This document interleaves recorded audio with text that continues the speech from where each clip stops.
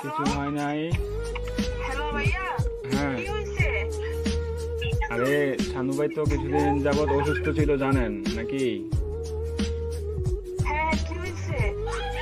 শানু ভাই আহ, অনেকদিন যাবত অসুস্থ ছিল, ট্রিটমেন্ট নিছে।